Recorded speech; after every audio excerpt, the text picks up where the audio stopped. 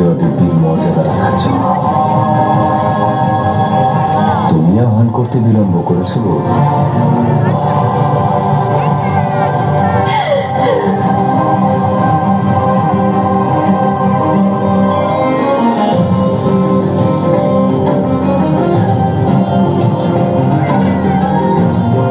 আমার প্রশ্নের উত্তর খুঁজে পেয়েছেন দেব? আর তার উত্তর হলো, যেখানে যা যা হয়েছে তা সবই তোমার এই যাত্রার গুরুত্বপূর্ণ অংশ ছিল।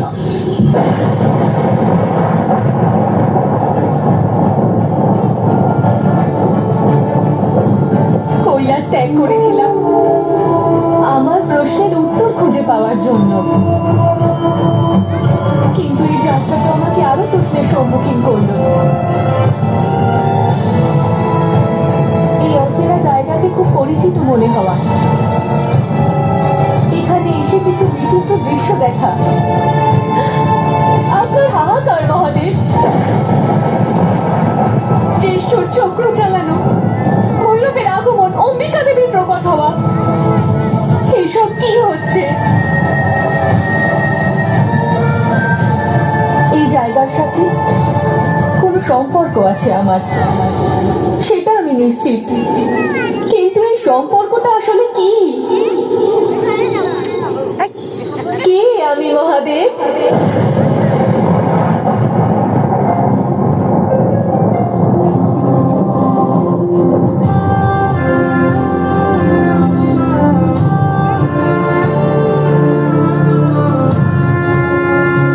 আমি এই প্রশ্ন কেন জিজ্ঞেস করছি? আপনি তো আমার প্রশ্নের উত্তর দিতেই চান না। আমি যদি তোমাকে এটা বলি যে আমি তোমার প্রশ্নের উত্তর দিতেই এখানে এসেছি, তবে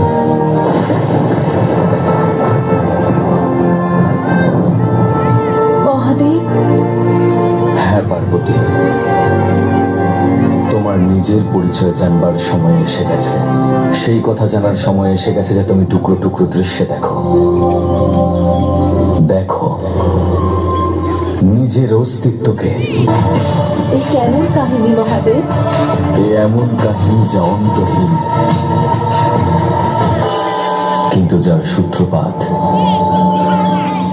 হয়েছিল এক সমাপ্তি থেকে। আমি জানতে চাই, কে সতী? কে এই সতী?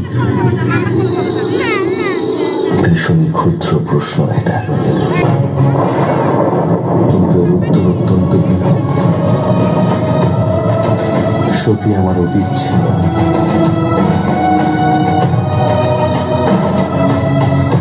আমার বর্তমান আর আমার ভবিষ্যৎ।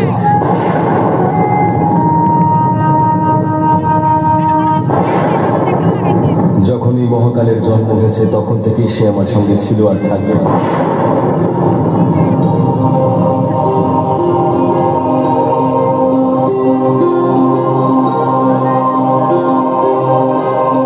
এই মহাকালের একজনের সঙ্গী, আর সে হলো তুমি পার্বতী।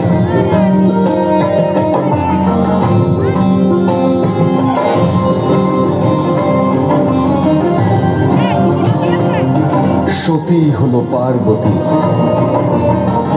আর পার্বতী হলো সতী।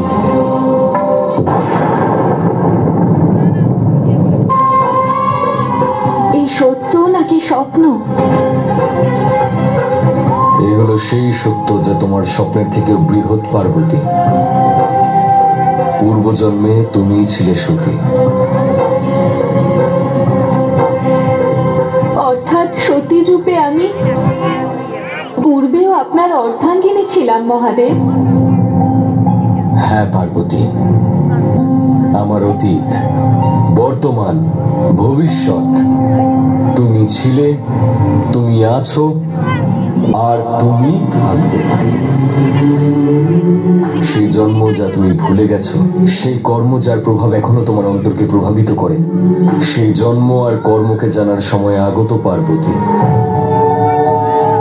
সতীকে জানার সময় চলে এসেছে। আমার প্রশ্ন ছিল মহাকালী, যে কালীর সহিত আমার কি সম্পর্ক, আর আপনি সতীর সম্পর্কের কথা বলছেন। আমি বর্তমান জানতে চাই, আর আপনি অতীতের কাহিনী বলছেন আমায়। গাছের সঙ্গে ফুলের সম্পর্ক জানার আগে গাছের সঙ্গে শিকড়ের সম্পর্ক জানা উচিত, আর বর্তমান জানার আগে অতীত সম্পর্কে জানা প্রয়োজন। তবে ঠিক আছে মহাদেব, সেই প্রারম্ভকে জানার জন্য প্রস্তুত। বলুন, কে ছিলেন সতী? সতী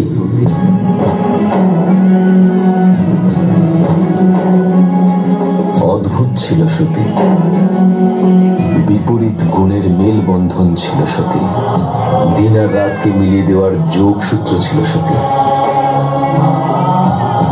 রাজকুমারী ছিল, কিন্তু ভালোবেসে ফেলল এক সন্ন্যাসীকে। প্রতিজ্ঞায় কঠোর, কোমল মন, অভিমানী আচরণ, নির্দোষ মনোভাব, নিষ্পাপ রূপ। যার প্রতি সদয় হয় তাকে সর্বস্ব দান করে দেয়, আর যা তার ভালো লাগে তা পাওয়ার জন্য সব করতে পারে। তার আবেগের কোনো সীমা ছিল না।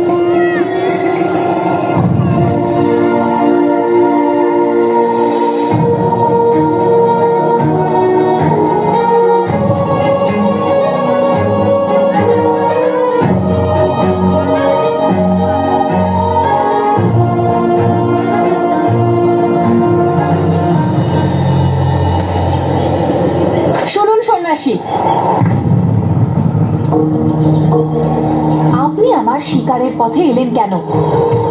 আমি কোনো পথ নির্বাচন করি না, পথ আমাকে নির্বাচন করে নেয়।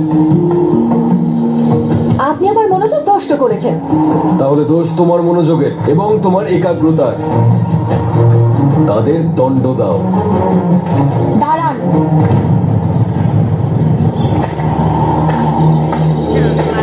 আমার কথা এখনো শেষ হয়নি সন্ন্যাসী। আর আমার এখনো আরম্ভই হয়নি। আপনি যে বরাহটির প্রাণ বাঁচালেন, আমি তাকে হত্যা করতে চাইছিলাম। সে আমাদের রাজ্যে এসে উৎপাত শুরু করেছিল, প্রজাদের কষ্ট দিচ্ছিল। আমি কোনো প্রজাকে চিনি না, আমি কেবল প্রকৃতিকে চিনি।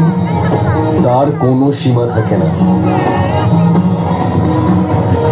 নিশ্চয়ই মনুষ্যই তার সীমা ভঙ্গ করেছিল। সীমা তো আপনি ভঙ্গ করছেন সন্ন্যাসী। আপনি জানেন আমি কে? দক্ষায়নী আমি, প্রজাপতি দক্ষের কন্যা আমি।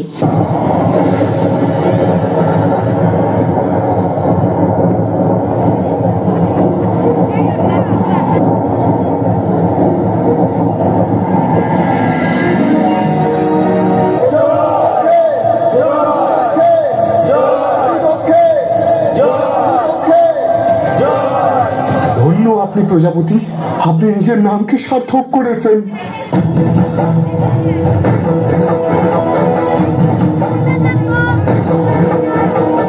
সে কেমন প্রজাপতি যে তার প্রজাদেরই কষ্ট না বোঝে?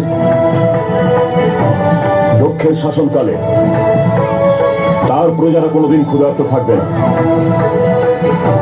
আর দক্ষ ততক্ষণ জেগে থাকবে যতক্ষণ না তার প্রজারা নিশ্চিন্তে নিদ্রা যাপন করতে পারছে। প্রজাপতি দক্ষে, প্রজাপতি দক্ষে, প্রজাপতি দক্ষে, প্রজাপতি দক্ষে, প্রজাপতি দক্ষে।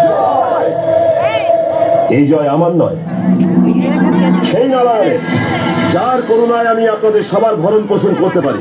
ওনার কৃপাতেই আমাদের খাদ্য ভাণ্ডার পূর্ণ। আমি নারায়ণ আর প্রজাপতি ব্রহ্মদেবের মহাপূজার ঘোষণা করছি, যার ফলে আমার প্রজারা ওনাদের আশীর্বাদ পান আর আমাদের কষ্ট চিরকালের জন্য দূর হয়ে যায়। নারায়ণ আর ব্রহ্মদেবের পূজা শিব ব্যতীত অপূর্ণ মহারাজ। যদি নারায়ণ আর ব্রহ্মদেবের সাথে সদাশিবের আহ্বান করি, তাহলে ত্রিদেবের কৃপায় আমাদের রাজ্যের আরো কল্যাণ হবে।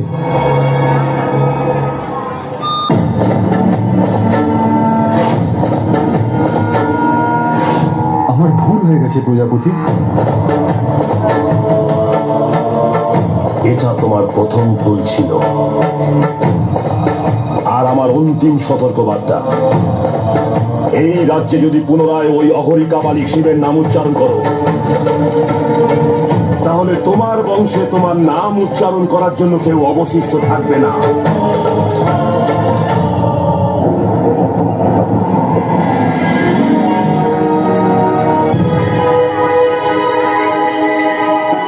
সত্যি মা,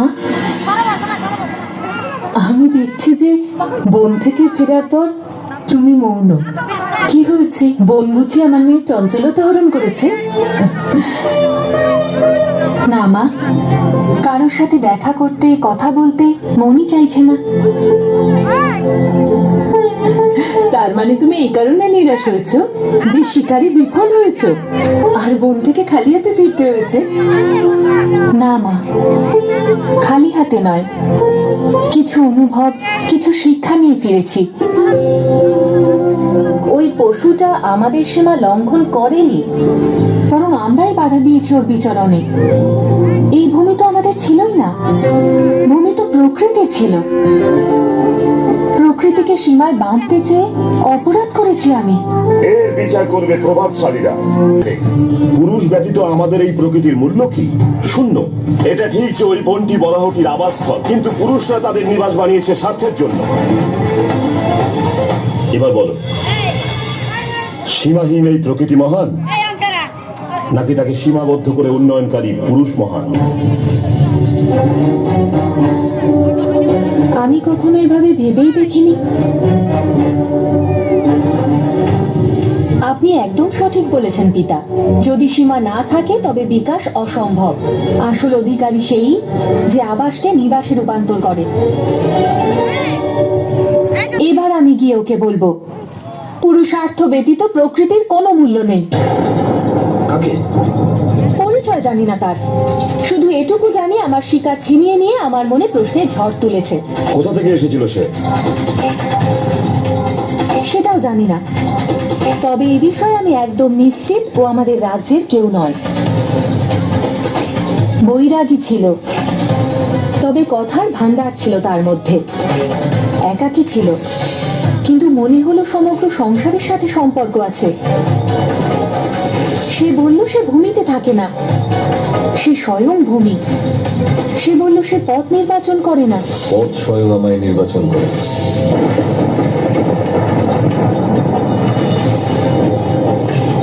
সে বলল আমি আমি নই, আর যার মধ্যে আমি নেই সেই হলাম আমি।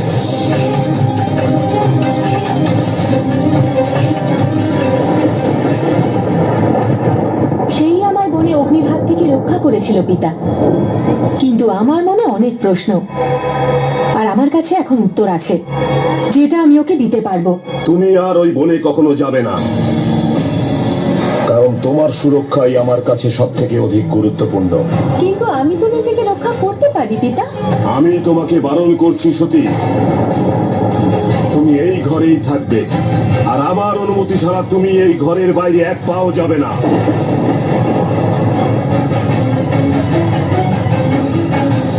কিন্তু এর আগে তো কোনো জায়গায় যেতে আপনি আমায় বাধা দেননি পিতা, তাহলে আজ এই বন্ধন কেন? সীমা সবসময় সুরক্ষার জন্যই তৈরি হয় না, কখনো কখনো তা আমাদের এমন পথে নিয়ে যাওয়া থেকে আটকায় যা আমাদের জীবনের পথই বদলে দেয়।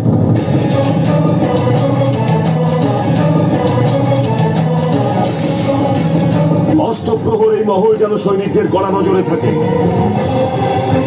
আমাকে অবগত না করে এখান থেকে কেউ বাইরেও যাবে না, আর কেউ ভেতরেও আসবে না।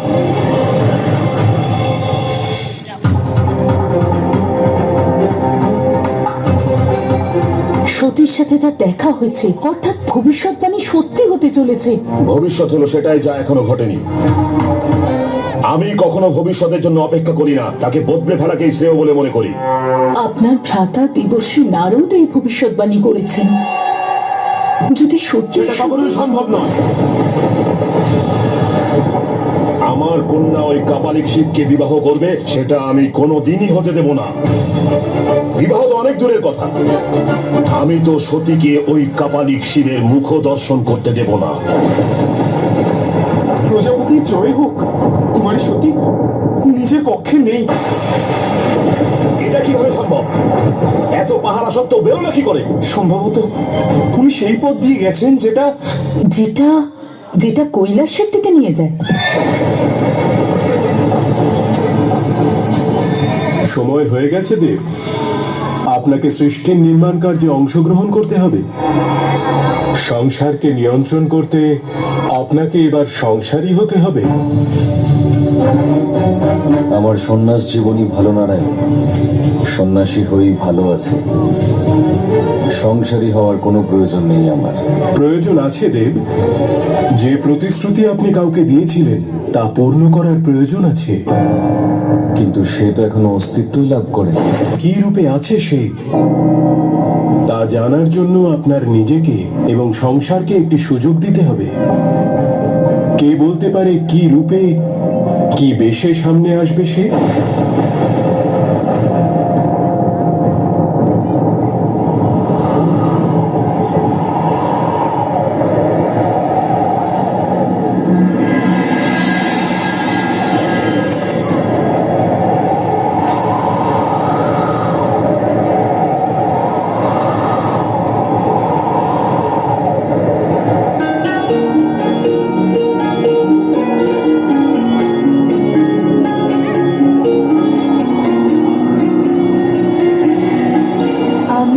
এখানে আসার কারণ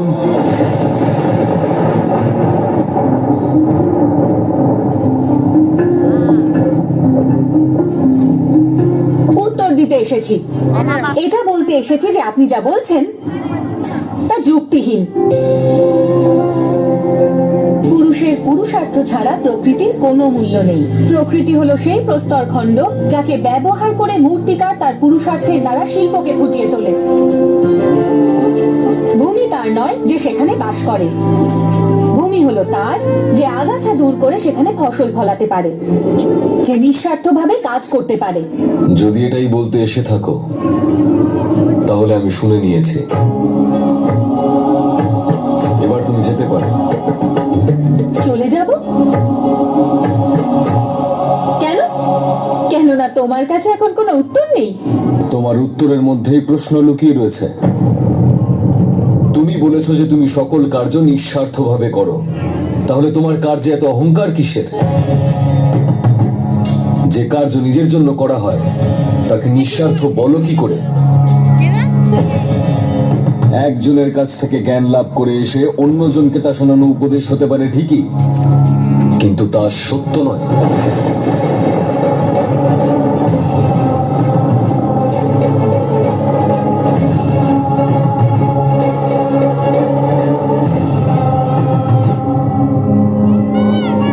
তাহলে সত্য কি?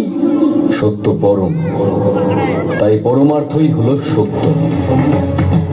যে কার্যের দ্বারা নিজের কোনো লক্ষ্য পূর্ণ হয় না, শুধু আনন্দ লাভ হয়, যে কার্যে নিজের জন্য কোনো স্বার্থ থাকে না, সেটাই হলো পরমার্থ। পুরুষার্থের মধ্যেও পুরুষের স্বার্থ লুকিয়ে থাকে, কিন্তু প্রকৃতি হলো এক রীতি, যা এমন এক পথ দেখায় যা ব্যক্তিকে সত্যের অভিমুখে নিয়ে যায়। এবার তুমি বলো, তুমি নিজের পিতার দৃষ্টি এড়িয়ে পালিয়ে ওনার আদেশ অমান্য করে এখানে কেন এসেছো? কেবলই পুরুষার্থ ব্যাখ্যা করতে? নাকি আরো কিছু কারণ আছে? মনে রেখো, আমার কাছে সত্যই সর্বাধিক গুরুত্বপূর্ণ। এবার বলো,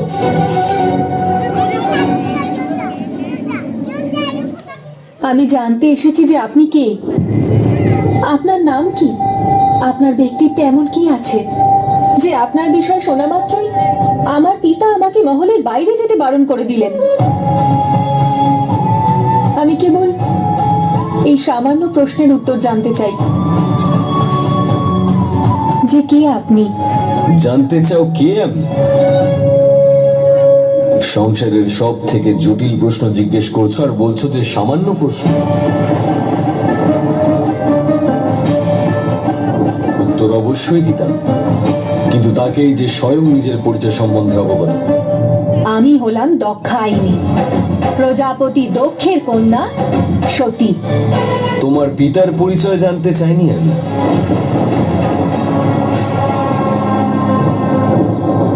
দক্ষ কন্যা সতী, তোমার পরিচয় এখনো অপূর্ণ। সতীর অর্থ সত্য, সতীর অর্থ সৎ, যে কোনো তর্কের ঊর্ধ্বে থাকে সে। কিন্তু তুমি এখনো তর্কের জালেই আবিষ্ট। যেদিন তর্কের জাল থেকে বেরিয়ে নির্লিপ্তভাবে সত্য জানতে পারবে, সতী নামের অর্থ সেদিন বুঝতে পারবে।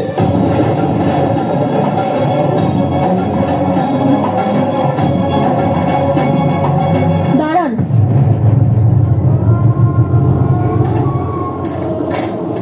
কোথায় যাচ্ছেন? আমার নামের অর্থ ব্যাখ্যা করছেন, নিজের পরিচয়টা দিয়ে যান। আপনি কি তর্কের ঊর্ধ্বে?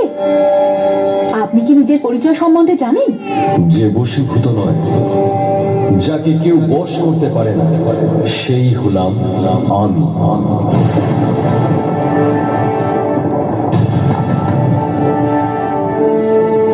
যাকে কেউ বশ করতে পারে না, যে বশীভূত নয়।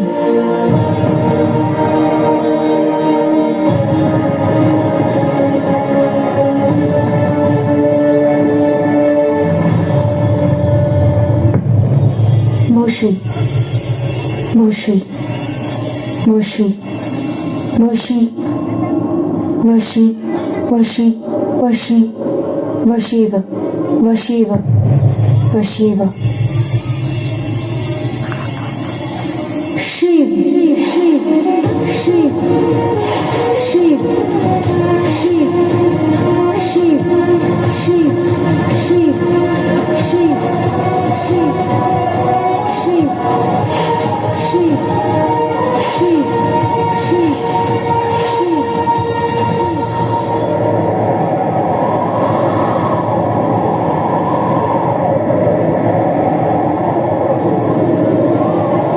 শিব,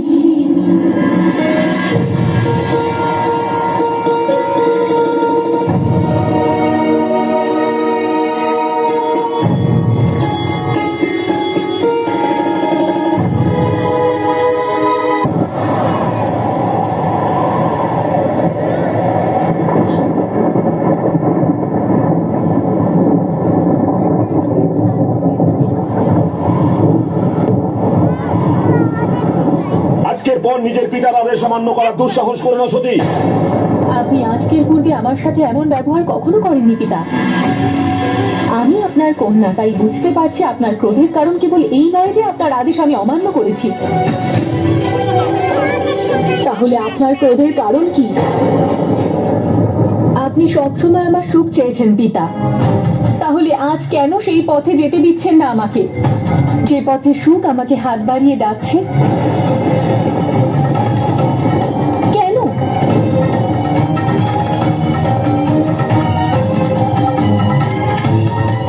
আপনি মৌন কেন পিতা? বলুন, বলুন না, কি কারণে আপনি শিবের প্রতি রুষ্ট? তার প্রতি রুষ্ট হওয়ার কোন রকম কারণ থাকার যোগ্যই নয় সে। তুমি নিজের দিকে তাকিয়ে দেখো সতী, তোমার সুসংস্কার রয়েছে, শিক্ষিতা তুমি, আর সে কিনা শ্মশানে বসবাসকারী এক কাপালিক। এ সম্পর্ক হতে পারে না। একজন শ্মশানে বসবাসকারী বৈরাগী কোনদিন কি একজন রাজকুমারীর যোগ্য হতে পারে? শ্মশানে তো সকল ইচ্ছা সকল কামনার সমাপ্তি ঘটে পিতা। সেই কারণেই হয়তো শিবের মনে কোনো হিংসার স্থান নেই। আপনি হয়তো ওনাকে জানার প্রচেষ্টাই করেননি। আমি তাকে জানতে চাই না, আর তোমারও তাকে জানার কোনো প্রয়োজন নেই, কোনো গুরুত্ব নেই তার। তাহলে কেন ত্রিদেবের আসনে বসেছেন উনি? কেন মানুষ তাকে পুজো করে? কেন মন প্রাণ দিয়ে সকলে তার সেবা করতে চায়? এ তোমার ভুল ধারণা। কেউ কখনো তাকে সেবা করতে চায় না, তাকে কেউ পুজো করতে চায় না। ভুল ধারণা নয়, এটা সত্য। আমি পুজো করি ওনাকে।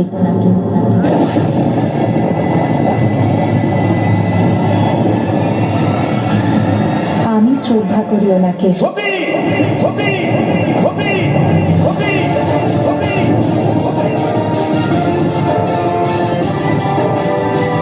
আপনি শান্ত হন আর্য, আমি সতীকে বোঝাচ্ছি।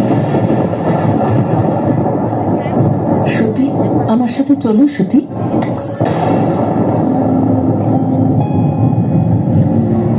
না মা, সতী আমার নাম। আমার নামের মধ্যেই সত্য আছে, তাই আজ সত্য গোপন করব না।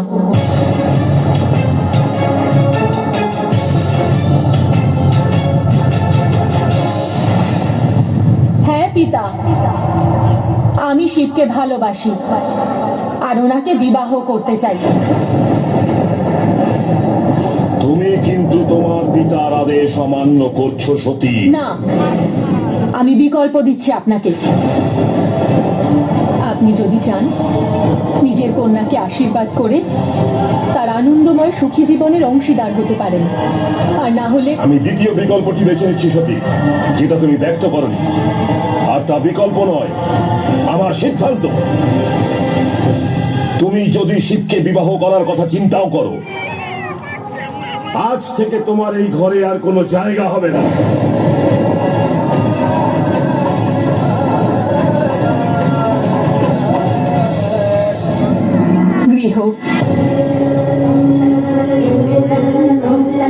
গৃহ সেটা নয় যেখানে গৃহহীন হওয়ার ভয় দেখানো হয়।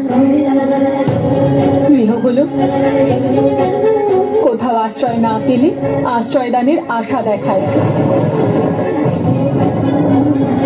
এবার আপনি বিবেচনা করুন যে এই গৃহ কি সত্যি গৃহ? কিন্তু হ্যাঁ, আপনার একটি কথার সাথে আমিও সহমত। অধিকার তার নয় যে জন্ম দেয়, অধিকার হলো তার যে অস্তিত্ব দান করে। আর আমি তো আমার অস্তিত্বের পরিচয় পেয়েছি কৈলাসের শিখরে, তাই আমার ওপর কেবলমাত্র কৈলাসপতিরই অধিকার আছে। আপনার স্নেহ পেয়ে কৃতজ্ঞ আমি। প্রণাম পিতা।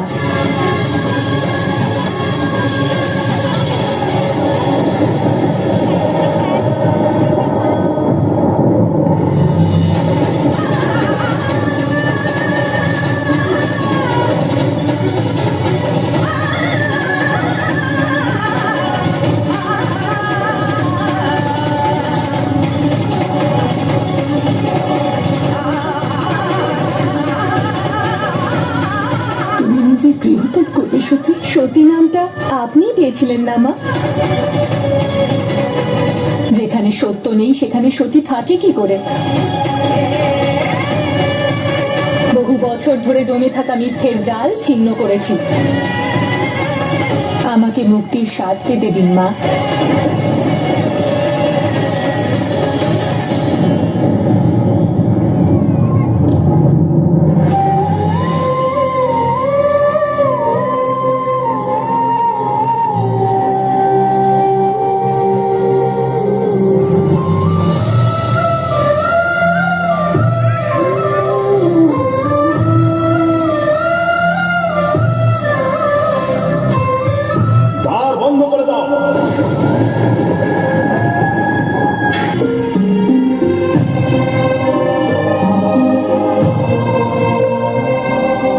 দক্ষায়িনী,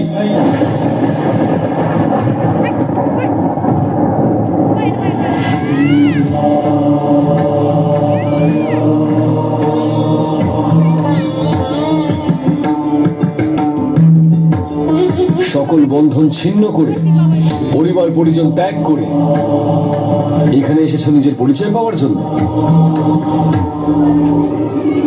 না,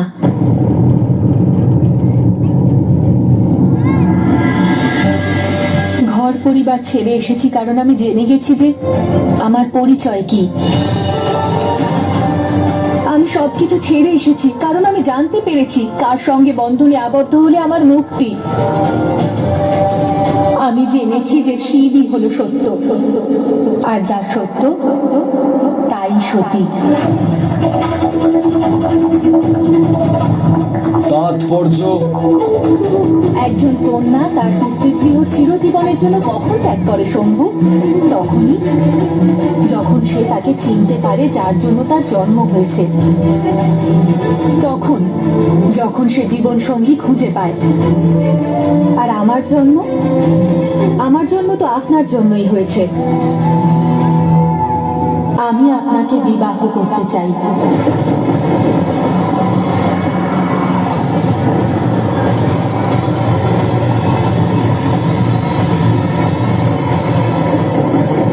আমার জীবনে বিবাহের না কোনো স্থান আছে আর না কোনো প্রয়োজনীয়তা। তাহলে কিসের বিবাহ? এটা আপনি বায়ুকে জিজ্ঞেস করুন। উন্মুক্ত হয়ে বয়ে যাওয়ার সময় সে জীবকুলকে বাঁচার রসদ কেন দেয়? এটা আপনি নদীকে জিজ্ঞেস করুন। সে যখন জানে তাকে সাগরের জলে মিশে যেতে হবে, তাহলে পর্বত থেকে সৃষ্ট হয়ে সাগরের দিকে কেন যায় সে? এটা আপনি অগ্নিকে জিজ্ঞেস করুন। সবকিছু পোড়াতে গিয়ে সে নিজেও কেন পড়ে? না আমি বায়ু, না নদী, আর না আমি অগ্নি। আমি একজন বৈরাগী দেবী। আপনি বলেছিলেন না যে নিজের জন্য কোনো চাহিদা রেখো না, কিন্তু অপরের প্রয়োজন মেটানোর জন্য কর্ম করো। আপনার হয়তো আমাকে প্রয়োজন নেই, কিন্তু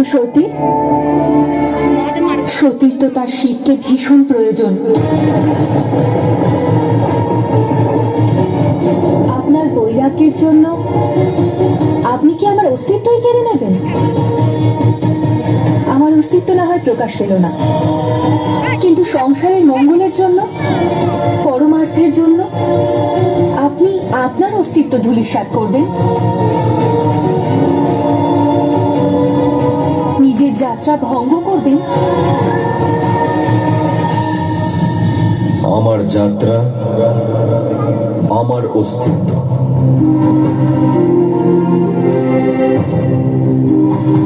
হ্যাঁ দেব, আপনি নিজেকে শিব বলেন, কিন্তু আমার হৃদয়ে তো আপনি সদাশিব রূপে বিরাজ করছেন। আপনি নিজেকে দেব বলেন, কিন্তু আমি তো মনে মনে আপনাকে দেব আদি দেব মহাদেব রূপে পূজা করি শম্ভু।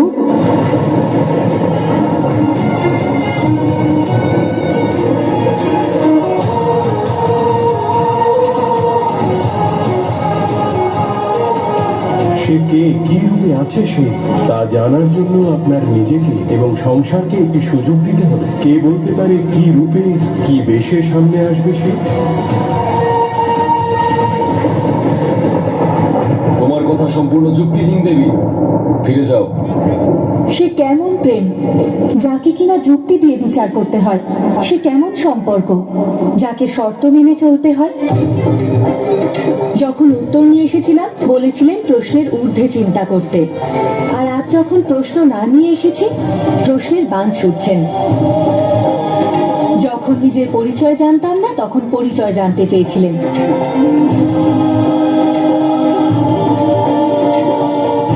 আজ যখন পরিচয় জেনে গেছি তখন আমাকেই অস্বীকার করছেন। একজন মনুষ্যকে দেবী বলেছেন, আর এখন আপনি তার দেবত্বে নিজেই প্রশ্ন তুলছেন।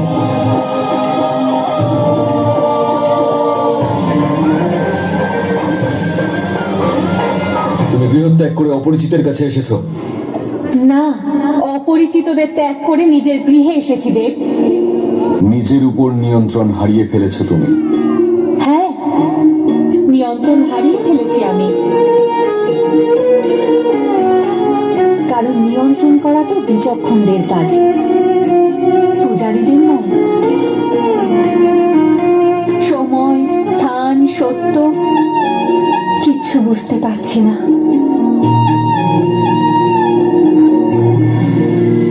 সত্য হলো এই যে আমি তোমাকে বিবাহ করতে পারবো না।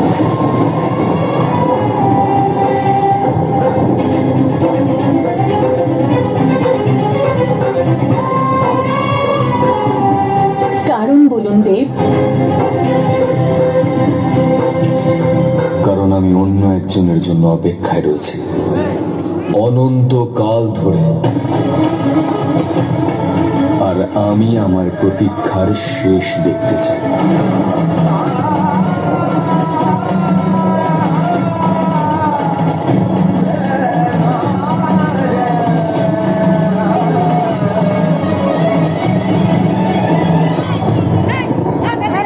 আমি আমার প্রতীক্ষা সমাপ্ত করতে চাই।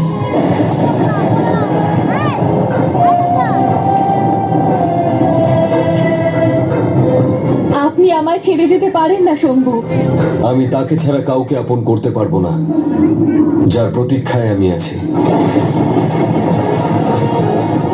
আজ পর্যন্ত আমায় আমার কোনো অনুভূতি এতটা দুর্বল করেনি। আজ পর্যন্ত এতটা আপন কাউকে মনে করিনি যতটা মনে করেছি আপনাকে। আমার প্রেম যদি সত্যি হয় আর অন্তর থেকে যদি শুধু আপনাকেই চেয়ে থাকি আমি, তাহলে আমি সেই নারী যার অপেক্ষায় আপনি আছেন। আর আজ এই প্রার্থনা করি আমি, আমার মধ্যেই যেন আপনি আপনার প্রতীক্ষার শেষ দেখতে পান।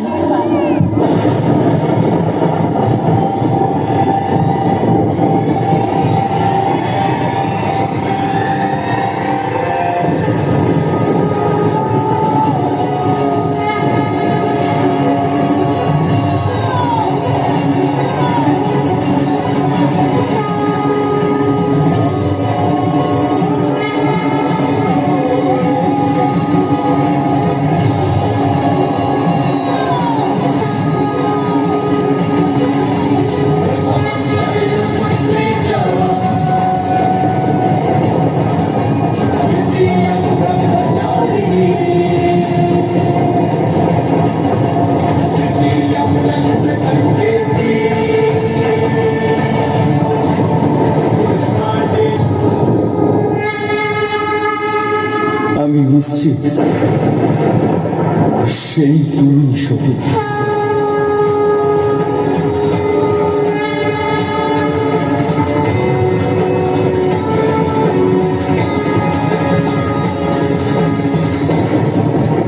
আমার আরম্ভ এবং আমার অন্ত, আমার সর্বস্ব এই মুহূর্তের প্রতীক্ষাই করছিলাম আমি। এই মুহূর্ত থেকেই আমি সত্যের শপথ নিচ্ছি, আমি সতীর শপথ নিচ্ছি, আমি আমার জীবনের শপথ নিচ্ছি, আমার কর্মের শপথ নিচ্ছি, আমি আমার জীবন সঙ্গিনীকে শপথ করছি।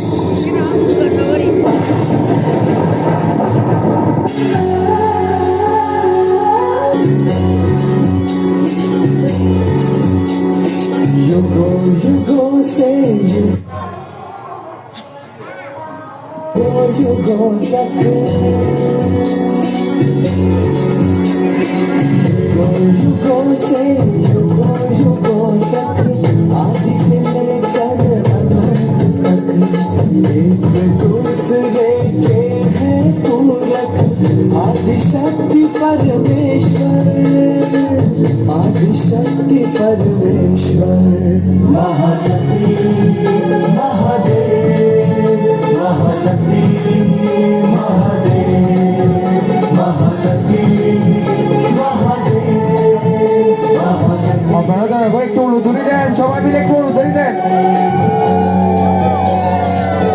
মহাকালের সঙ্গিনী হতে চলেছে সতী। স্মরণ রেখো, মহা দায়িত্ব আসবে তোমার সম্মুখে।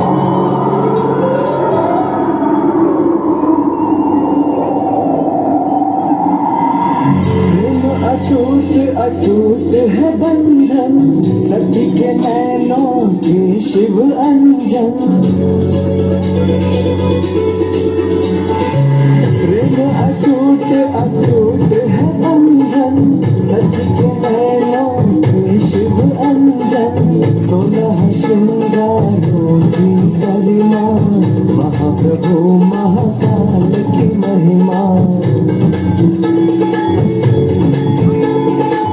बिछड़े भी तो फिर मिल जाए सती देवाधिदेव आदि शक्ति महादेव महाशक्ति महादेव महाशक्ति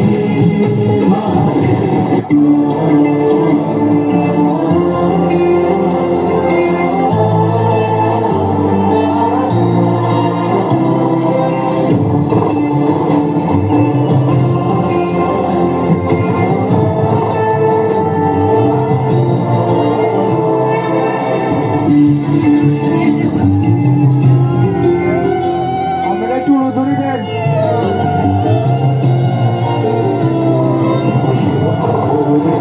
शक्ति सर्वपूर्ण है ऐसा प्रेम कौन है जो टूटे ना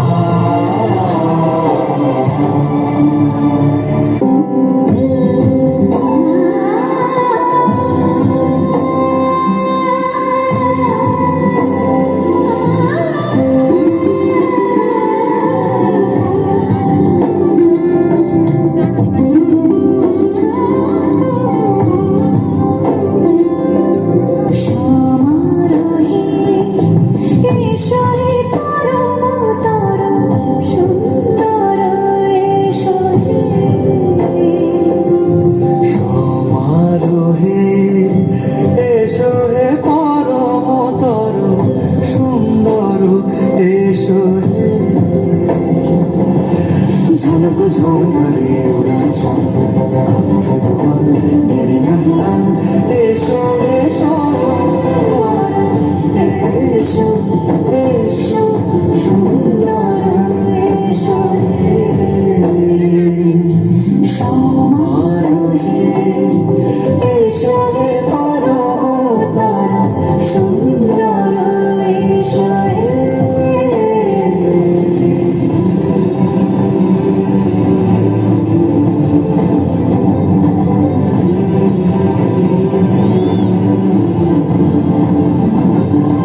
যেরূপে আকাশ তটে চাঁদেরই আলো যেরূপে আকাশ তটে চাঁদেরই আলো যেরূপে ললাট সখী সিঁদুরে সাজালো সিঁদুরে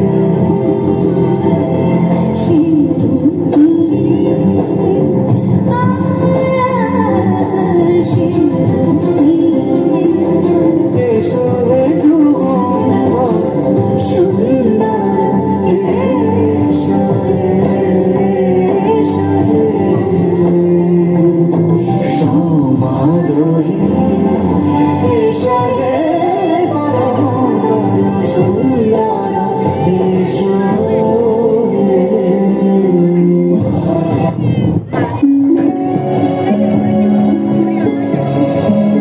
আমি রাজ্য এবং প্রজাদের সমৃদ্ধির জন্য মহাযজ্ঞের আয়োজন করছি। বিশ্ব ব্রহ্মাণ্ড থেকে অতিথিরা আসবে, আর তাদের অতিথি সৎকারে যেন কোনো খামতি না থাকে। আমি স্বয়ং অতিথিদের নিমন্ত্রণ করতে যাব।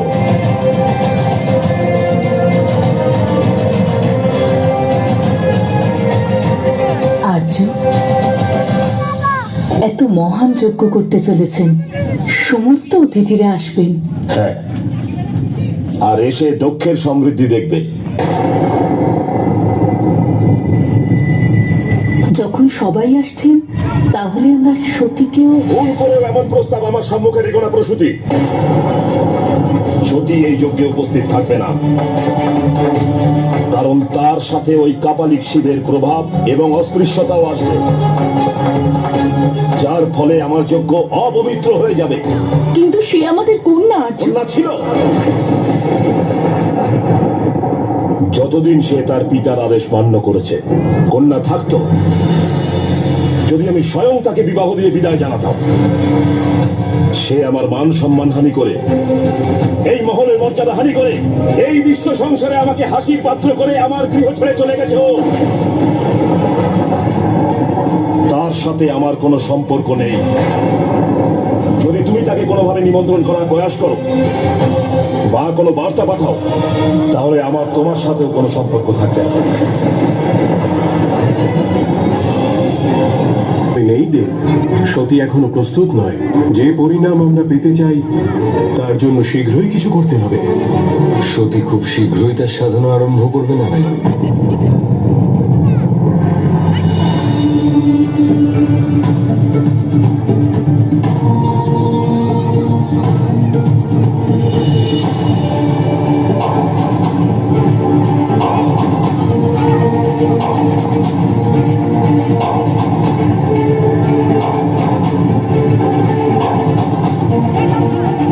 যে সমগ্র কৈলাসকে সুখে ভরিয়ে রাখে, সেই সতী আজ এত বিষণ্ণ কেন? সতীর নয়, এ একজন কন্যার দুঃখ। পিতাশ্রী এমন কি করে করতে পারেন দেব? এত বড় যজ্ঞের আয়োজন করেছেন, রাজ্যের সকলকে আমন্ত্রণ জানিয়েছেন, আর নিজের কন্যার কথা একবারও মনে পড়ল না। যে বন্ধন ছিন্ন করেছো তার জন্য এত দুঃখ কেন? আমি এই জন্য দুঃখী নই শ্রীনারায়ণ যে আমার পিতা আমাকে উপেক্ষা করেছেন। আমার দুঃখের কারণ হলো ত্রিদেবের এক অন্যতম অংশ আমার স্বামীকে আমন্ত্রণ না জানিয়ে পিতা ওনাকে অপমান করেছেন। আমন্ত্রণ তো তাকেই জানানো হয় সতী, যাকে ব্যক্তি পছন্দ করে। প্রজাপতি দক্ষ যখন আমায় পছন্দ করেন না, তখন আমার অপমান কিসের? কিন্তু এ তো আমার অপমান দেব। আমি ওনার কন্যা, ওনার রক্ত, আর আপনি আমার স্বামী। ওনাকে যেমন পিতা বলে গ্রহণ করেছি, ওনারও আপনাকে আমার স্বামী হিসেবে গ্রহণ করতে হবে। আর উনি যদি তা না করেন তাহলে ওনাকে বাধ্য করবো আমি। চলুন মহাদেব, আমাদের সেই যজ্ঞে যেতেই হবে।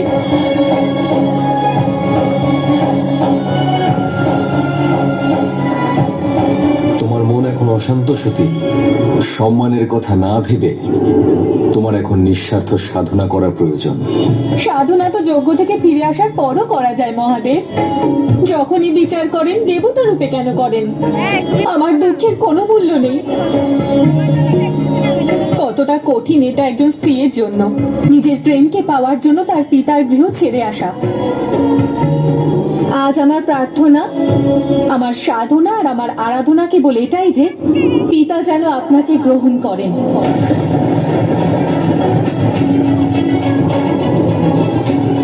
তুমি তোমার পিতার সহিত সাক্ষাৎ করতে চাও, কিন্তু এই যজ্ঞ প্রজাপতি দক্ষ করছেন। বিনা নিমন্ত্রণে কোথাও যাওয়া তোমাকে শোভা পায় না সতী। আপনি আমার সাথে থাকলে সমস্ত কিছু শুভদেব। একজন কন্যার তার পিতার গৃহে যাওয়ার জন্য নিমন্ত্রণের কোনো প্রয়োজন নেই। তোমাকে আহ্বান না করা পর্যন্ত তোমার যাওয়া উচিত নয় সতী।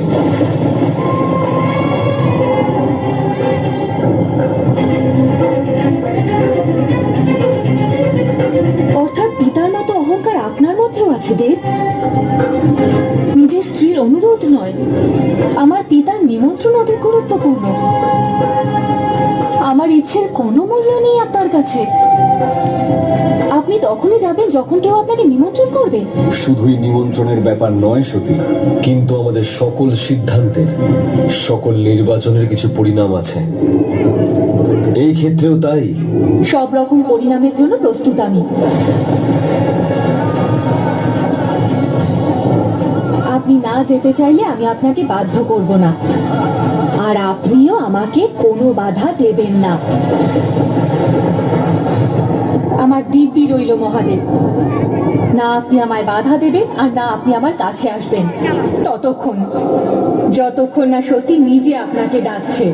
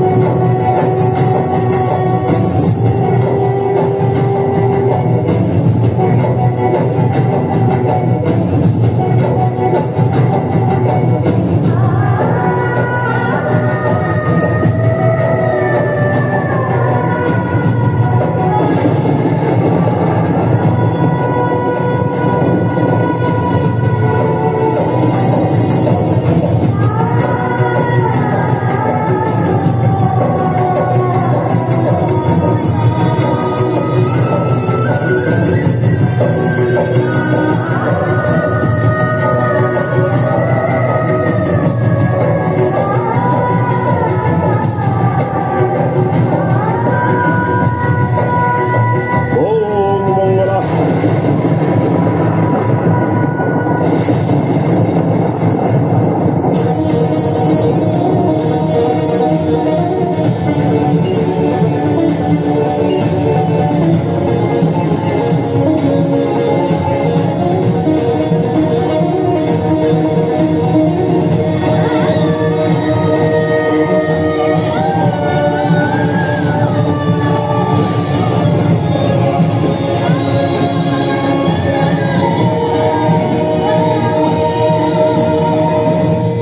মহর্ষি ভৃগু, অগ্নিদেব এখনো সন্তুষ্ট হননি।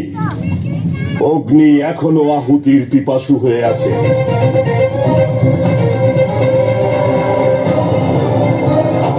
যাই হোক না কেন, যেই আসুক না কেন, যজ্ঞে যেন কোনো প্রকার বাধার সৃষ্টি না হয়।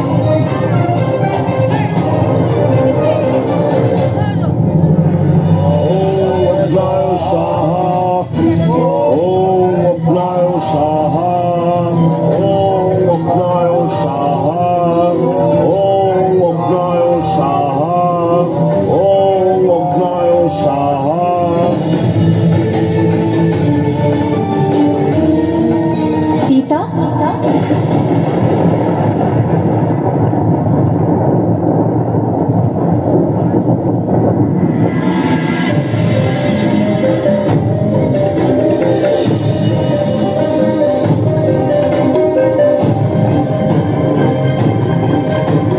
যজ্ঞে বিনা আমন্ত্রণে দু ধরনের ব্যক্তিরা আসে, এক ভিক্ষুক, দ্বিতীয় হলো রাক্ষস। নিজের পরিচয় দাও। তুমি তোমার পিতার সহিত সাক্ষাৎ করতে চাও, কিন্তু এই যজ্ঞ প্রজাপতি দক্ষ করছেন। বিনা নিমন্ত্রণে কোথাও যাওয়া তোমাকে শোভা পায় না সতী। যজ্ঞে দু ধরনের মানুষকে আমন্ত্রণ করা হয় না পিতা। এক শত্রু, অপরটি হলো চণ্ডাল। আমি কি আপনার কন্যা হওয়ার অধিকার হারিয়ে ফেলেছি, নাকি স্বয়ং চণ্ডালিনী হয়ে গেছি যে আপনার যজ্ঞে নিজের কন্যাকে আমন্ত্রণ জানানোর প্রয়োজন মনেই করলেন না? কিন্তু আমি এটাও জানি যে দুজন ছাড়া যজ্ঞ পূর্ণ হয় না। এক হলো পবিত্র আত্মা, অপরটি হলো আত্মজ, অর্থাৎ সন্তান।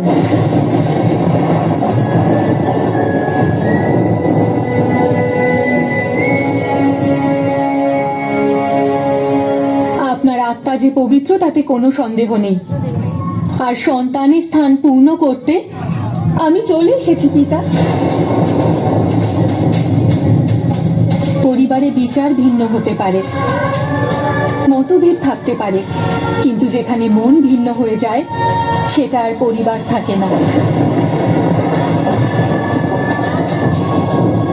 যতই মতভেদ থাকুক না কেন, যদি প্রয়োজন পড়ে রক্তের টানে আপনজনেরা কাছে আসে। তাই আপনার কন্যা সতী এসে গেছে পিতা।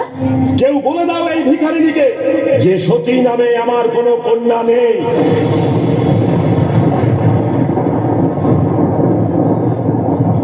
শ্মশানে বসবাস করে এই চণ্ডালিনী, একে দূর করে দাও আমার পবিত্র যজ্ঞস্থল থেকে।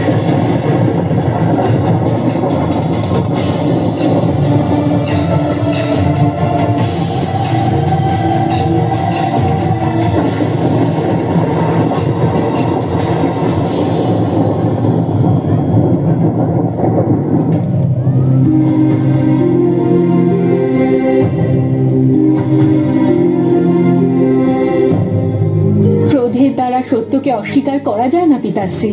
আর সত্য হলো এই যে আমি আপনার কন্যা পিতাশ্রী। সতী আমার কাছে মৃত।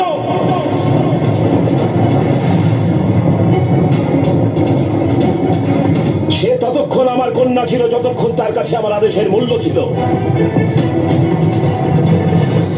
সে আমার অনুমতি ছাড়াই আমার গৃহ ত্যাগ করেছে, তাই তাকে আমি আমার দেহ মন প্রাণ থেকে ত্যাগ করে দিয়েছি, ত্যাগ করে দিয়েছি, ত্যাগ করে দিয়েছি, ত্যাগ করে দিয়েছি।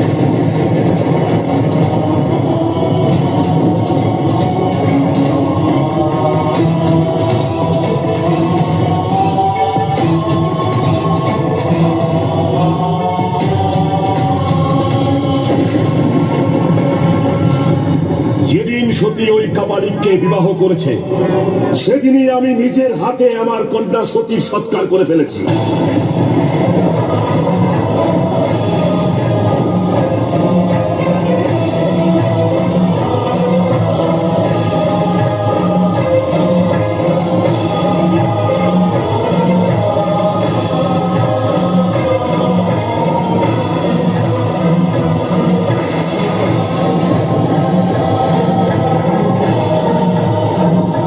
সত্য বলেছেন আপনি পিতাশ্রী।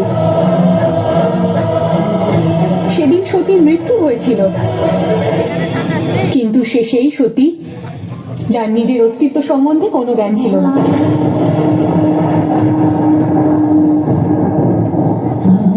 আর সেই দিন অস্তিত্বহীন সতীর থেকে শতরূপা সতী জন্ম নিয়েছিল। সেই দিন আমার অহংকারের মৃত্যু হয়, আমার অজ্ঞানের মৃত্যু হয়, আমার অন্তরের অন্ধকারের মৃত্যু হয়, আর আমি নতুন জন্ম লাভ করি মহাদেবের সঙ্গিনী হয়ে। যে ব্যক্তি দেবতাদের কলঙ্ক তাকে তুমি মহাদেব বলছো মূর্খ।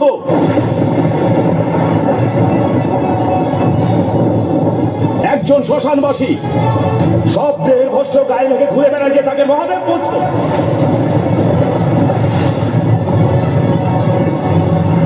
সে কেমন দেবতা যাকে কেবল জীবিতরা পুজো করে?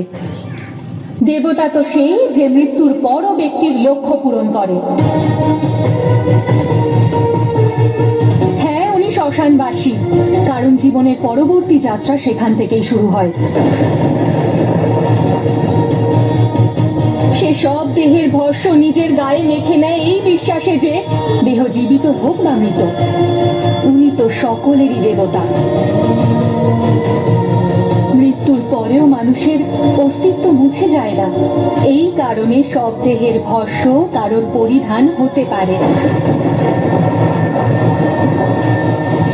যার অস্তিত্ব মনুষ্যের থেকেও বৃহৎ তিনিই দেবতা, কিন্তু যে মনুষ্যের অস্তিত্ব দেবতার থেকেও বৃহৎ করে দেন তিনি হলেন মহাদেব।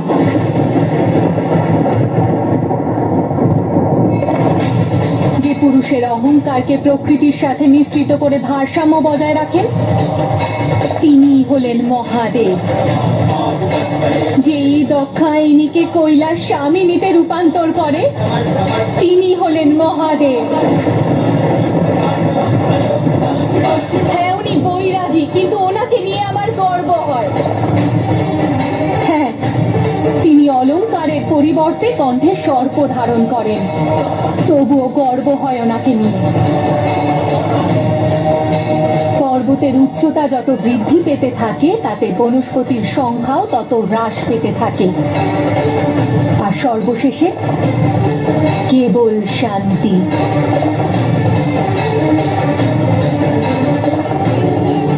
তিনি সর্বোচ্চ শিখরে।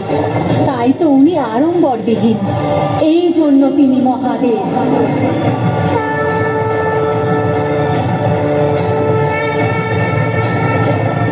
এবার তোমার এই যজ্ঞে আগমনের আসল কারণটা বোধগম্য হলো। ওই কাপালিকের মহিমা বিশ্লেষণ করে এই যজ্ঞকে তুমি অপবিত্র করতে এসেছ। না পিতা, আমি এসেছি এই কারণে যাতে আমার পিতার কলুষিত মন মহাদেবের নাম শুনে পবিত্র হয়ে যায়, যাতে এই যজ্ঞ থেকে আপনি পুণ্য লাভ করেন। আমি পিতার হাত ধরে তাকে পথ দেখাতে এসেছি। পিতা আর কন্যার হাত ধরে পথ প্রদর্শন করায়, কন্যা নয়। এ তো সময়ের খেলা পিতাশ্রী। যখন সন্তান ছোট থাকে এবং নিজের উপর নিয়ন্ত্রণ থাকে না, তখন পিতা তার হাত ধরে। কিন্তু বয়স বাড়ার সাথে সাথে পিতা যদি তার নিয়ন্ত্রণ হারিয়ে ফেলে, তখন সন্তানের দায়িত্ব তার পিতার হাত ধরা। আর আমি সেটাই করতে এসেছি পিতা। সত্যকে গ্রহণ করুন, শিবকে গ্রহণ করুন। যার উপস্থিতি ব্যতীত এই সৃষ্টিও পূর্ণতা পায় না, তার অনুপস্থিতিতে এই যজ্ঞ কি করে পূর্ণ হতে পারে?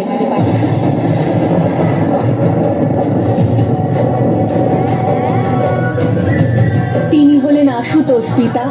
আপনি ওনাকে নিমন্ত্রণ করুন, উনি আপনার সব অপরাধ ক্ষমা করে দেবেন। এখনো সময় আছে পিতা।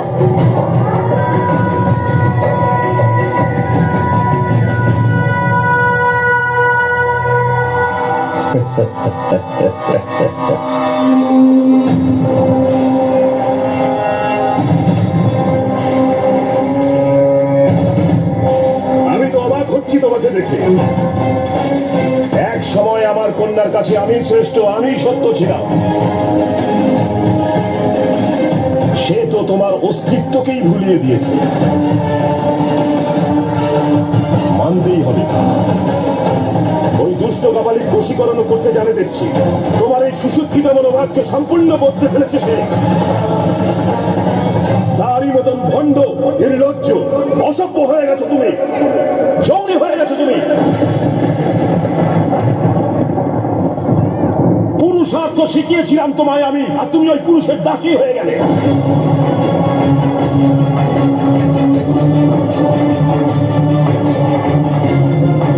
কিন্তু এবার তোমাকে পথ দেখানোর আর কোনো ইচ্ছেই নেই আমার, কারণ তোমার সাথে কোনো সম্পর্কই নেই আমার।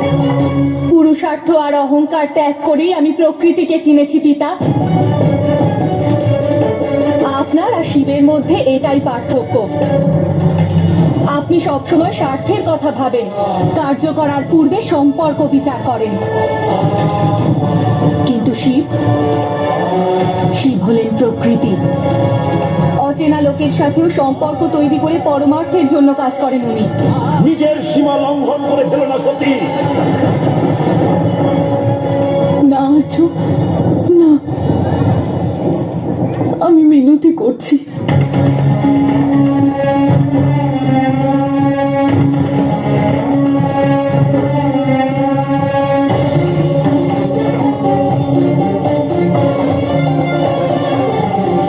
আপনার কাছে আপনার আত্মীয়রাই আপনার সংসার পিতাশ্রী, আর শিবের কাছে সমগ্র সংসারই তার আত্মীয়।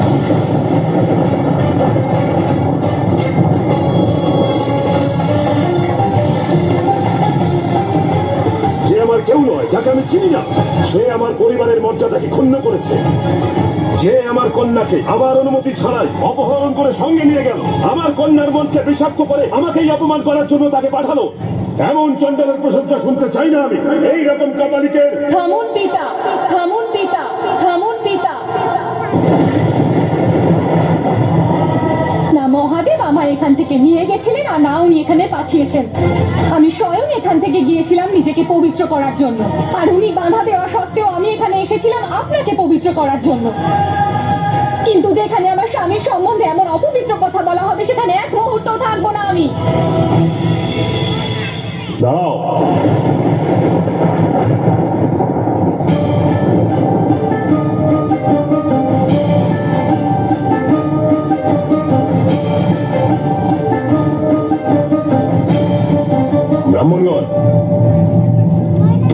অগ্নির যজ্ঞে উপস্থিত হয়েছেন কাপালিকের এই স্ত্রী। অন্ন সংস্থান হচ্ছে না হয়তো কৈলাসে, এর ঝিলিতে অন্য ভিক্ষুকদের থেকে অধিক অন্ন ভরে দাও। আমার অন্ন ভক্ষণ করার পর এই দুই চন্ডালের মাথায় যদি একটু বুদ্ধি হয়।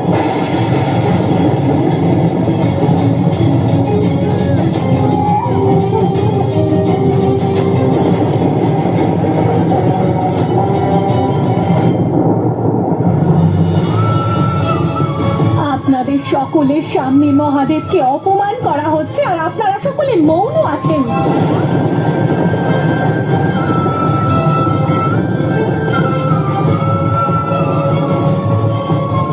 প্রজাপতির সেবকগণ ওনার অন্ন ভক্ষণ করেন বলেই মৌন আছে বুঝতে পারছি। প্রজারা নিজের সুরক্ষার্থে মৌন আছেন তাও বুঝলাম। এখানে উপস্থিত পুরোহিতরা দক্ষিণার জন্য মৌন আছেন তাও বুঝলাম।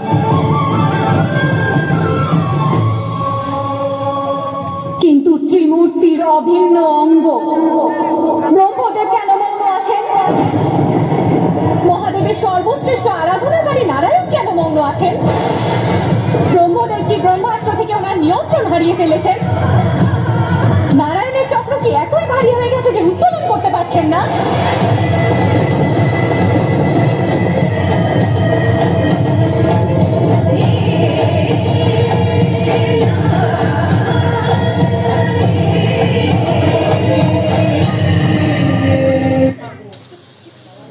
ওটা দেখে তুমি তোমার প্রশ্নের উত্তর পেয়ে গেছো নিশ্চয়ই, শ্মশানবাসিনী।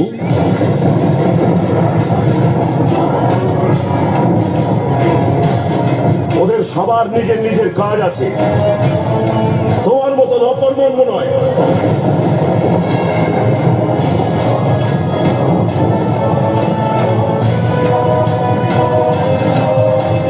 যখন একটি পরিপূর্ণ বৃক্ষকে কেটে ফেলা হয় তখন কেবল কাঠুরিয়া বা কুঠারি তার জন্য দায়ী থাকে না, সমপরিমাণ দায়ী তারাও থাকে যারা মৌন থেকে বৃক্ষের প্রাণপাত হতে দেখে।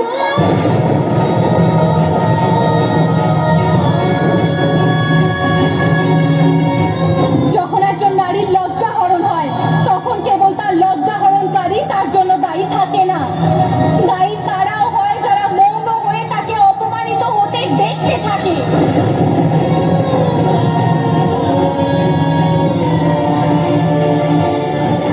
আপনারা সকলেই আজ মহাদেবের অপমান সহ্য করেছেন। আপনারা সবাই মহাদেবের অর্ধাঙ্গিনীকে নিয়ে করা বিদ্রুপ সহ্য করেছেন, তাই এর পরিণামও আপনারা সকলেই ভোগ করবেন।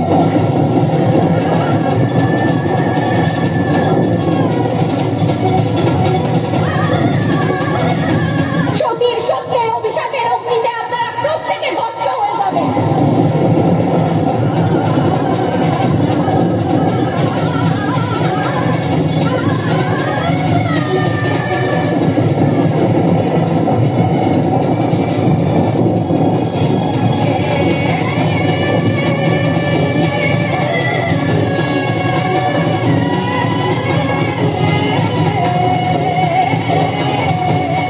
না সতী, যা তুমি ভাবছো তা করার কথা স্বপ্নেও চিন্তা করো না।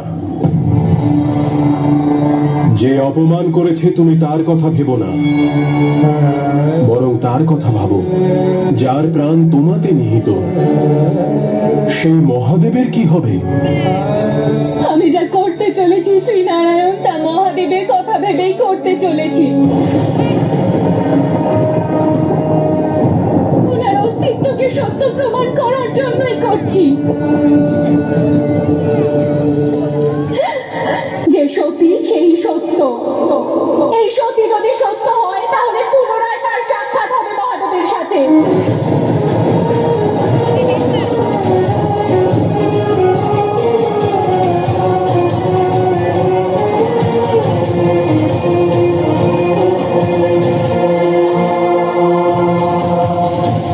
যা ইচ্ছা হয় তাই করো, মহাদেবের সঙ্গে সাক্ষাৎ করো বা মৃত্যুর সাথে। আমি তো বলবো এই যজ্ঞের অগ্নিতেই পুরো ভস্ম হয়ে যাও। কমপক্ষে তোমার ন্যায় এক কন্যাকে জন্মদান করার পথ তো লঙ্ঘন হবে।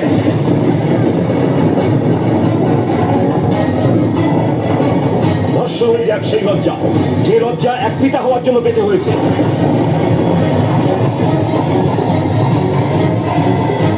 অন্তত আমার রক্তের কলঙ্ক তো লুপ্ত হবে, যে রক্ত ওই কাপালিকের রক্তের সাথে মিলিত হয়েছে। থামুন দক্ষ, থামুন, থামুন দক্ষ, থামুন।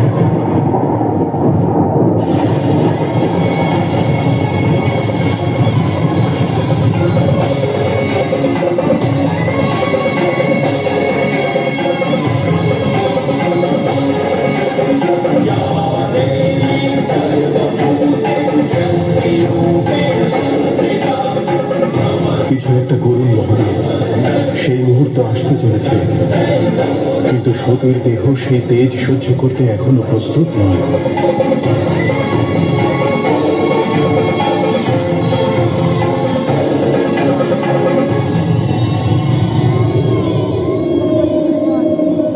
আমি চাইলে এই মুহূর্তেই আপনাকে ভস্ম করে দিতে পারি আর এক নতুন প্রারম্ভের সূত্রপাত করতে পারি, কিন্তু আমার সমগ্র শরীরে আপনারই রক্ত বইছে। আপনি আপনার রক্তের অপমান করতে পারেন, আমি পারি না। জীবিত অবস্থায় আমি আমার পিতাকে পথ প্রদর্শন করাতে পারিনি, কিন্তু আমার চিতার আগুন আপনাকে সেই পথ প্রদর্শন করাবে পিতা। আর তার সাথে আমার মহাদেবের কথা অমান্য করার পাপও খণ্ডন হয়ে যাবে।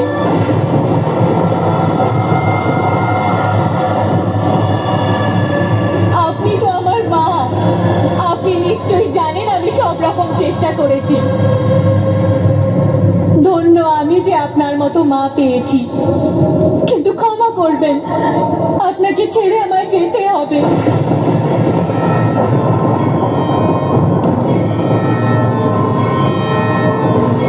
কিন্তু এক গৃহ ত্যাগ করে আসা কন্যাকে এমন সম্মানের জায়গায় যে বসিয়েছে, তার সম্বন্ধে এমন কুকথা শুনে আমি এই সভা থেকে চলে যেতে পারি না।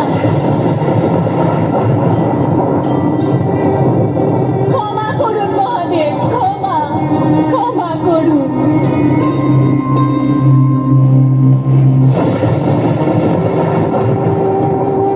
আপনার অর্ধাঙ্গিনী হওয়া সত্ত্বেও আপনার কথার মাহাত্ম্য বুঝতে পারিনি আমি।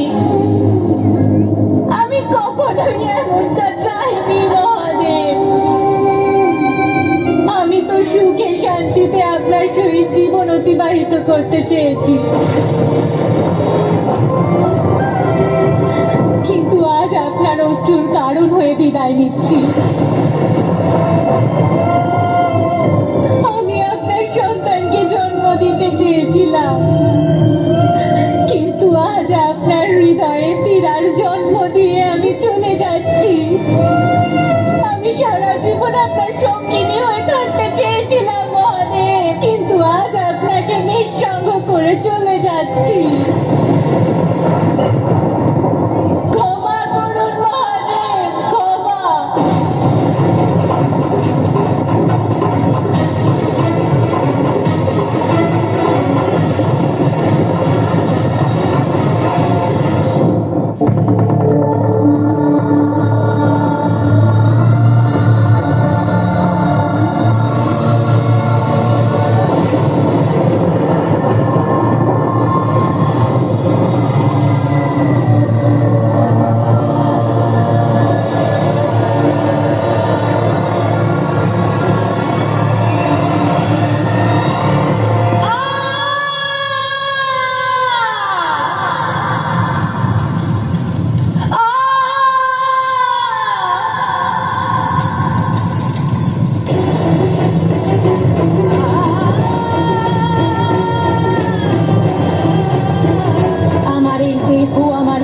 সাথে সংযুক্ত, কিন্তু আমার পিতার মন পাপে পরিপূর্ণ। আজ আমি এই দেহকে জ্বালিয়ে ভস্ম করে দেব, যাতে কেবল সতীর সত্যই অবশিষ্ট থাকে।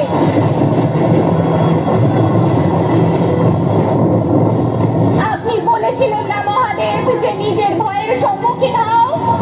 আপনি বলেছিলেন না নিজের ভয়কে গ্রহণ করো? তাই আজ এই সতী তার ভয়কে গ্রহণ করছে। আজ এই সতী অগ্নিকে গ্রহণ করছে।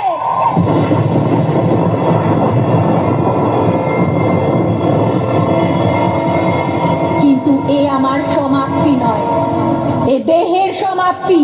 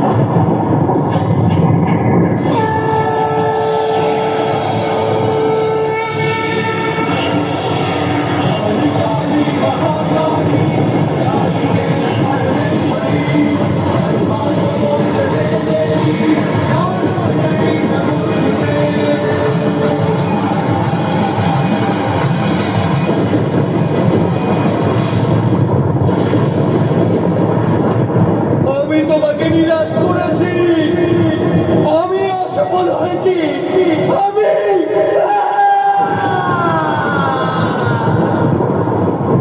এটা আফসোস করার সময় নয়, পরিণতি দেওয়ার সময়।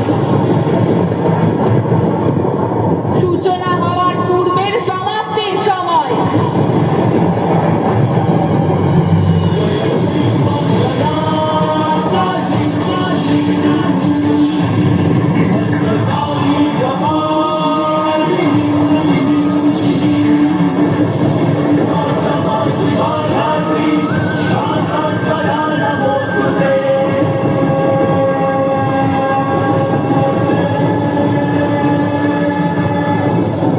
কালীর ক্রোধের প্রকাশ আমি, কালী। অশুভ শক্তির বিনাশ করতে এসেছি আমি। আমি হলাম ভদ্র কালী। আমি অন্যায়ের বিরুদ্ধে রুখে দাঁড়াই। ভদ্র কালী আমি। আপনার ক্রোধের প্রকাশ আমি, অন্যায়ের বিরুদ্ধে গর্জে ওঠা প্রতিবাদ আমি।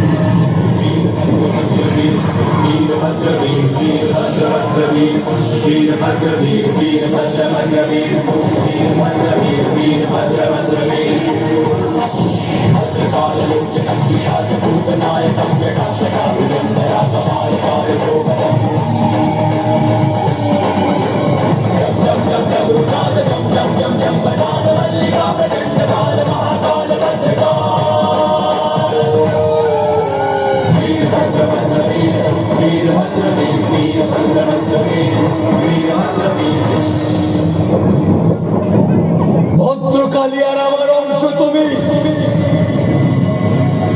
বীর ভদ্র তুমি।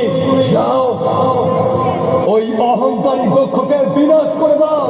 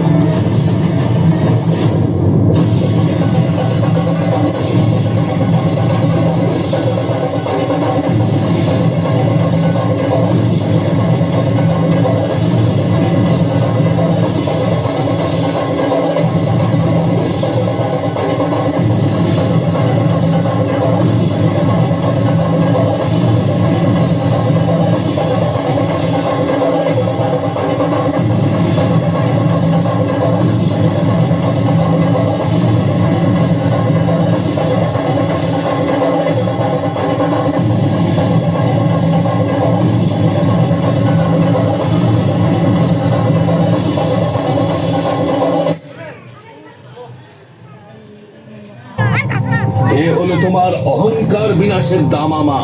দক্ষ আমার নাম। আমি হলাম প্রজাপতি। আমি হলাম সে যে সেই কাপালিককে উপযুক্ত স্থান ছিনিয়ে দিয়েছে। কি ভেবেছিল ওই কাপালিক যে আমার কন্যাকে বিবাহ করে আমার মাথা নত করে দেবে? চূর্ণ বিচূর্ণ করে দিয়েছে আমি তার অভিমানকে। সে আমার থেকে আমার কন্যাকে কেড়ে নিয়েছে, আর আমি তার থেকে তার স্ত্রীকে। মহাদেবের পত্নী তো তোমারও কন্যা ছিল দক্ষ। অহংকারের বশে তুমি কেবল মহাদেবের পরাজয়টাই দেখছো, কিন্তু একজন পিতার পরাজয়টা নয়। আমি যেটা করেছি সঠিক করেছি। যে কন্যা তার পিতা লজ্জার কারণ হয়, তার মৃত্যুতে কোনো শোক নয়, দুঃখ নয়, উৎসাহ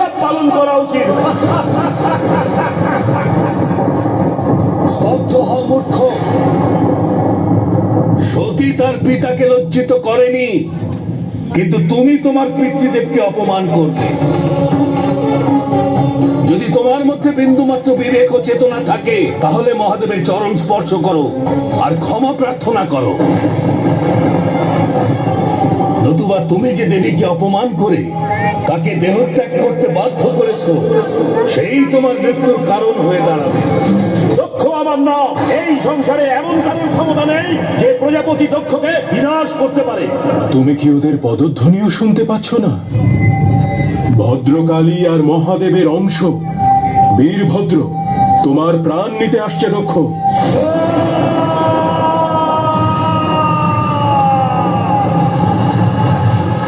সেনাগণ, দেখো কে আমাদের চোখকে বিঘ্ন ঘটাতে এসেছে, তাকে উচিত শিক্ষা দাও। তুমি তোমার মৃত্যুকে আমন্ত্রণ জানাচ্ছ দক্ষ। যদি নিজের প্রাণ বাঁচাতে চাও তবে অহংকার ত্যাগ করো আর সতীর জন্য শিবের কাছে ক্ষমা প্রার্থনা করো। কখনো না, আমি ওই কাপালিকের সম্মুখে কখনোই মাথা নত করবো না, কখনোই না। তাহলে নিজের মৃত্যুর জন্য প্রস্তুত হও দক্ষ। যে মাথা নত করতে পারে না তার মাথা কাটা যায়। আমার সুরক্ষার জন্য আমার কাছে সংসারের সর্বশ্রেষ্ঠ শক্তি আছে।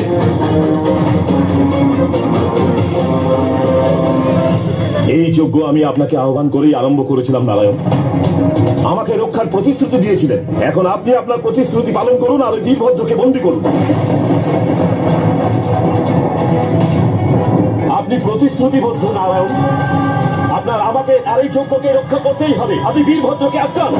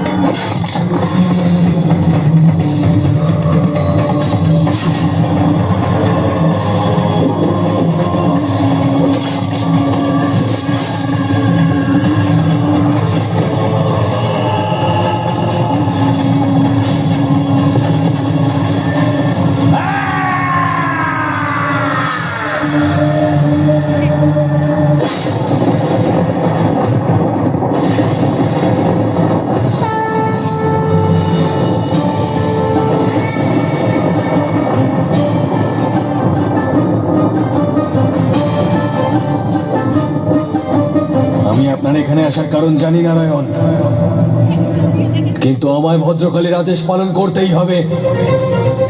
কৃপা করে আমার কর্তব্যের পথে বাধা দান করবেন না। তুমি তোমার কর্তব্যের বন্ধনে আবদ্ধ, কিন্তু আমিও প্রতিজ্ঞাবদ্ধ। তাহলে কি আপনার সঙ্গে আমায় যুদ্ধ করতে হবে? তুমি তোমার কার্য করো, আমি আমার ধর্ম পালন করব।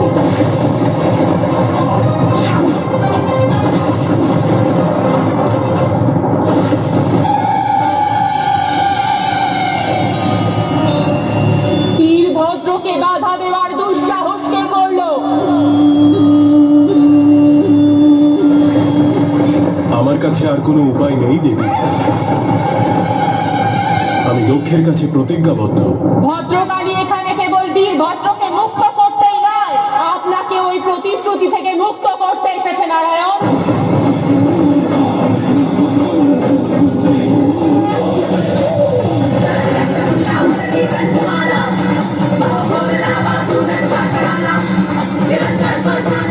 তুমি চাও বীরভদ্র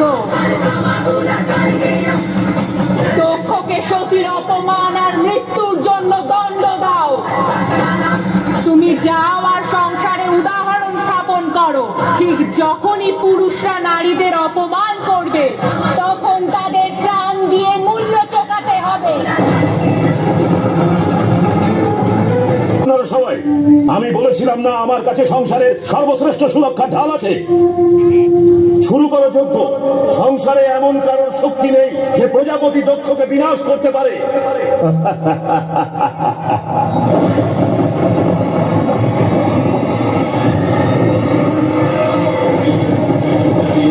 वीरभद्र वीर वीरभद्र वीर वीरभद्र भद्र वीर वीर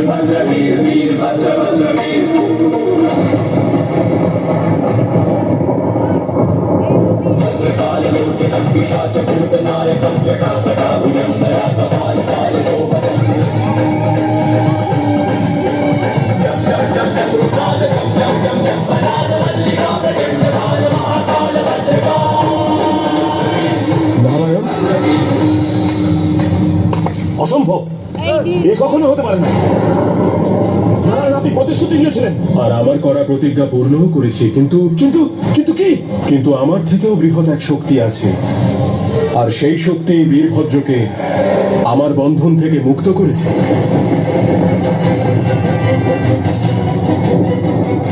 অসম্ভব, এটা অসম্ভব। আমি সতর্ক করেছিলাম দক্ষ, যখন সত্যটা জানতে পারবে তখন অনেক দেরি হয়ে যাবে। অসম্ভব, অসম্ভব।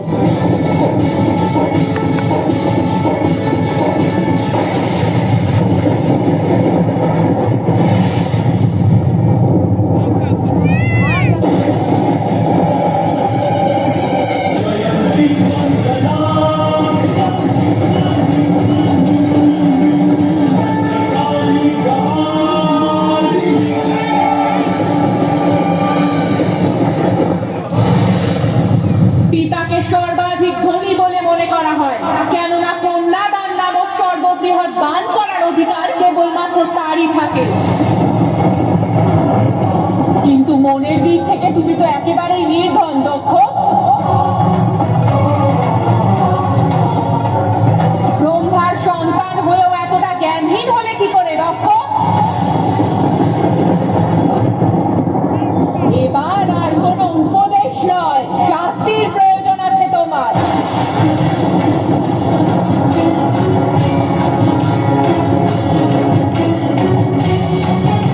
বীরভদ্র, দক্ষের মনের মধ্যে কলুষতা বাসা বেঁধেছে। এই কলুষতার জন্যই সে এত বড় পাপ করেছে।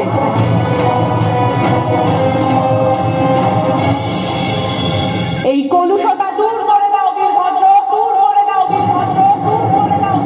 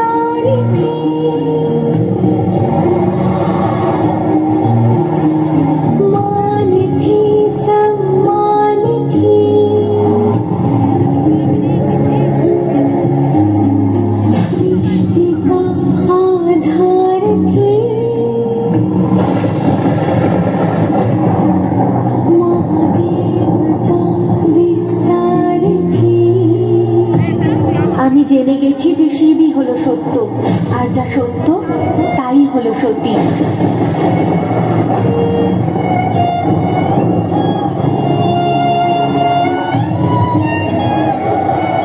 আমি আপনাকে বিবাহ করতে চাই।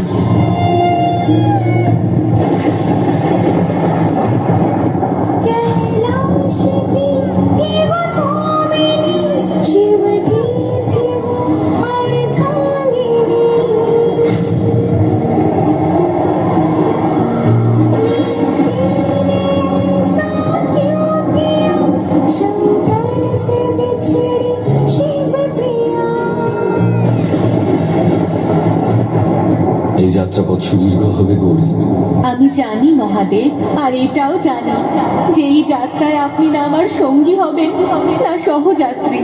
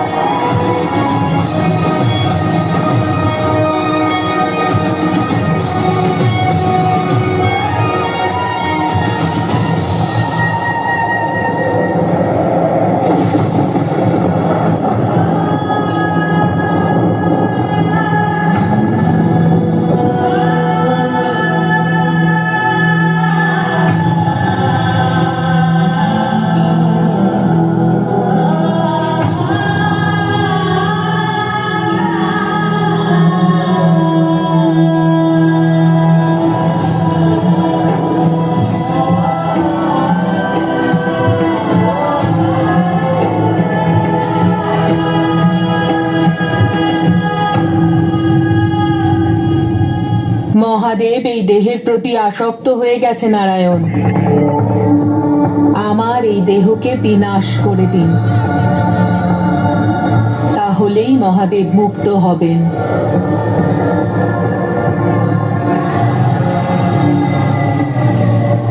আমি তাহলে পুনরায় জন্ম নিতে পারবো। আপনি পুনরায় শিব ও শক্তির মিলনের পথ তৈরি করুন নারায়ণ।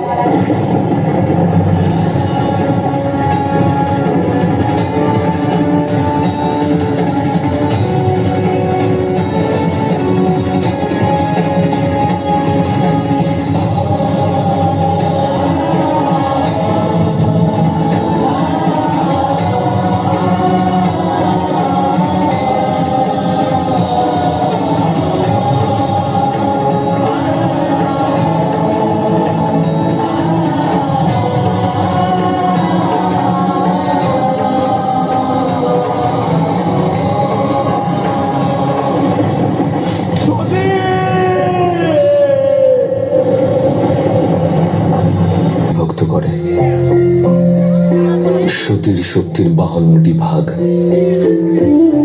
প্রতি ভাগের পতনে একটা শক্তিপীঠ সৃষ্টি হয়েছে, যাদের রক্ষা 52 জন দেবী আর 52 জন ভৈরব করেন। তারই মধ্যে একটি স্থান হলো এটা, জ্বালাগিরি, যাকে রক্ষা অম্বিকা দেবী আর উন্মাদ ভৈরব করে থাকেন।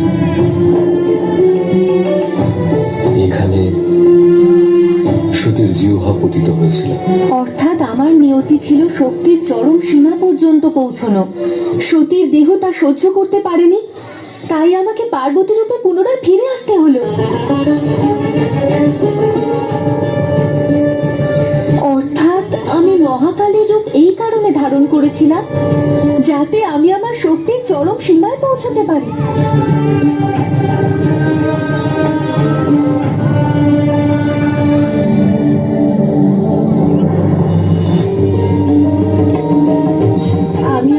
পাওয়ার জন্য পুনরায় জন্ম নিলাম, তপস্যা করলাম,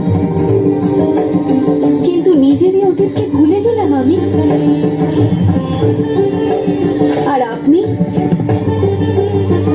আপনি প্রত্যেকটা মুহূর্ত বিরহের যন্ত্রণা ভোগ করে গেলেন দেব।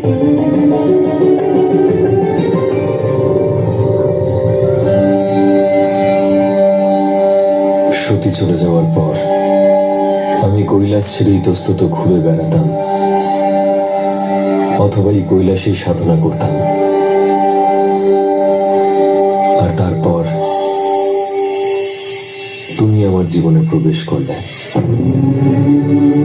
আর কৈলাস পুনরায় আনন্দ মুখর হয়ে উঠল। যতদিন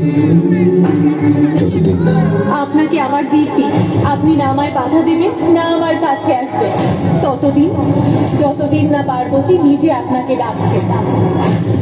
কৈলাস ত্যাগ করা আমার ভুল ছিল দেব, এমন এক ভুল যা কৈলাস স্বামিনী আর কখনো করবে না। কতটা নির্দয় আমি! প্রথমে বিরহের যন্ত্রণা দিলাম, তারপর আমার পরিচয় জানার জন্য পুনরায় আপনাকে যন্ত্রণা দিলাম।